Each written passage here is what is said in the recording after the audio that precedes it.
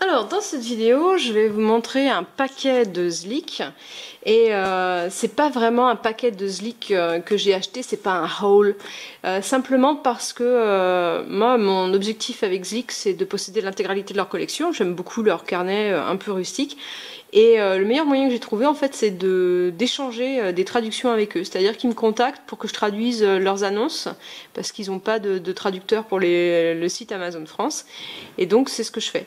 Je traduis leurs vidéos et au lieu d'être payé, ils m'envoient des carnets.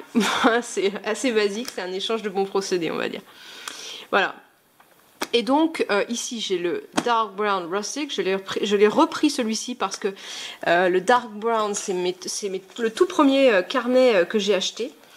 Tout le premier Traveler's Notebook que j'ai acheté à l'époque où j'avais pas les moyens de me payer un Midori. Et donc j'avais eu l'impression que leur cuir avait changé et c'est un peu le cas effectivement. Donc j'ai repris, j'aurais redemandé le Dark Brown. Celui-ci c'est un que je vais montrer tout à l'heure avec les dessins florentins embossés. Je suis un peu déçue parce que moi j'avais demandé le Black Maté mais il l'avait plus en stock, donc il m'a envoyé celui-là que j'ai déjà. Quand on collectionne on s'en fiche totalement. J'ai deux tailles un petit peu différentes que j'appelle Dark Brown Button, Camel Button. Et enfin celui-ci que j'ai appelé Blue Suede Shoes et qui est un de mes préférés de chez eux, très joli.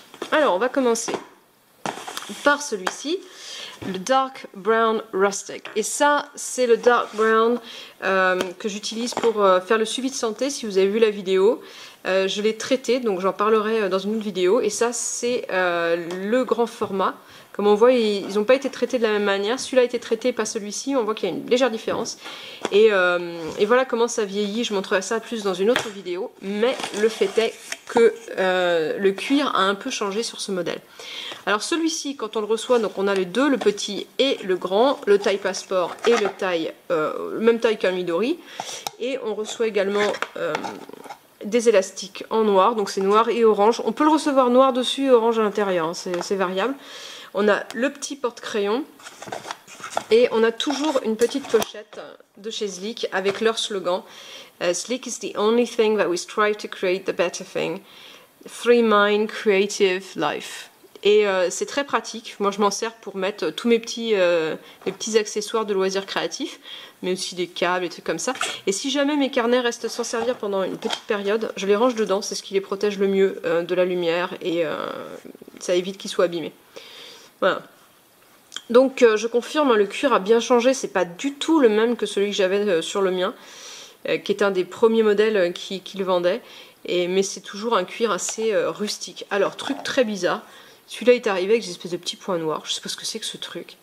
On a toujours le côté qui marque beaucoup, voilà, mais on a ces petits points noirs. Donc c'est un peu curieux, je pense que ça doit être une exception.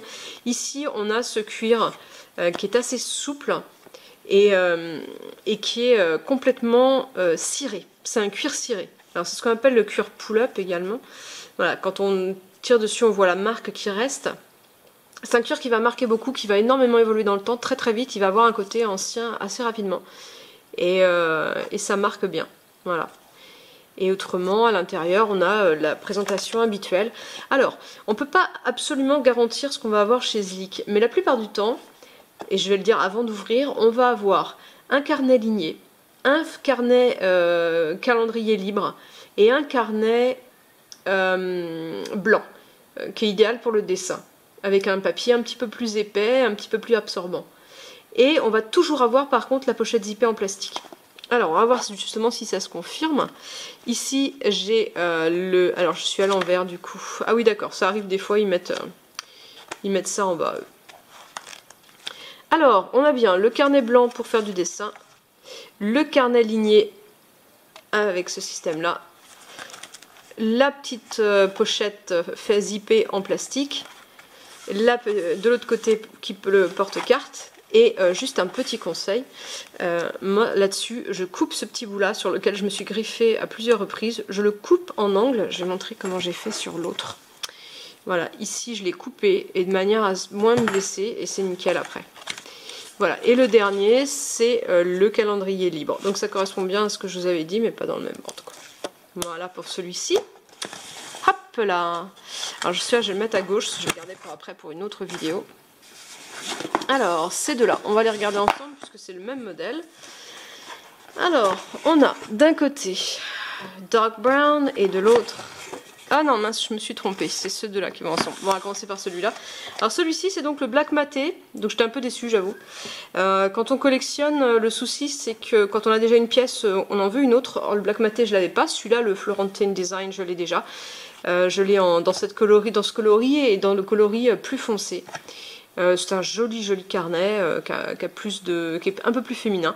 Je ne vais pas le présenter ici parce que j'avais déjà fait une vidéo dessus. Alors, c'est les deux autres, voilà, qui vont ensemble. Ici, on a deux modèles identiques, mais avec deux coloris différents.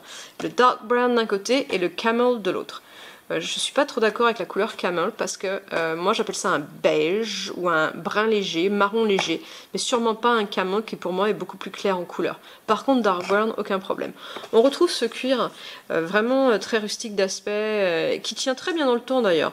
Une légère tendance à se dessécher, par contre, donc il faut l'entretenir un petit peu. Et donc, celui-ci, c'est une taille intermédiaire. Pour montrer...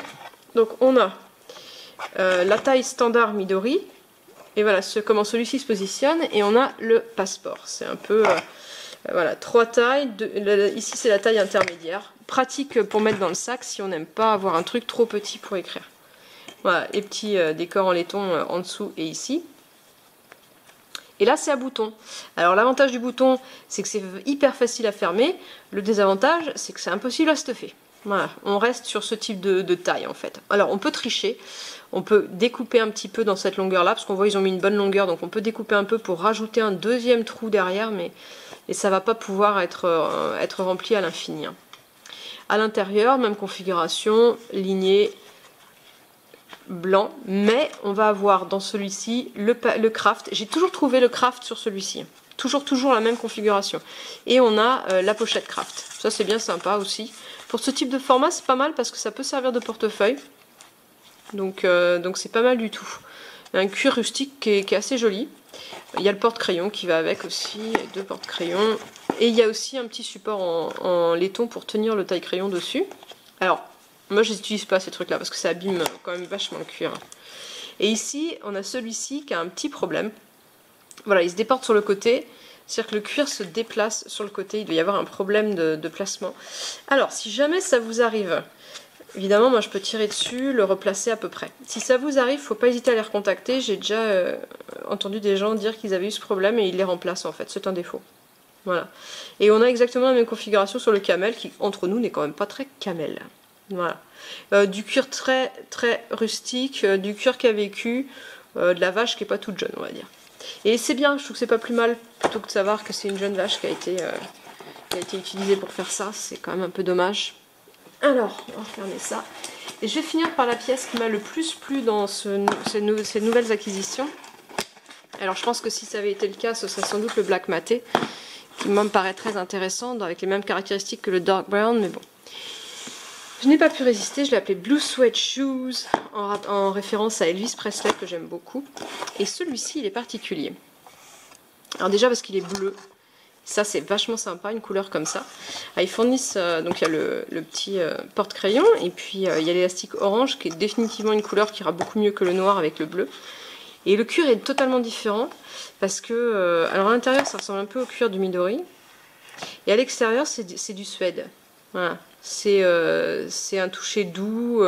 Alors c'est pas un suède trop épais, trop poilu, mais c'est quand même du suède, quoi. Voilà.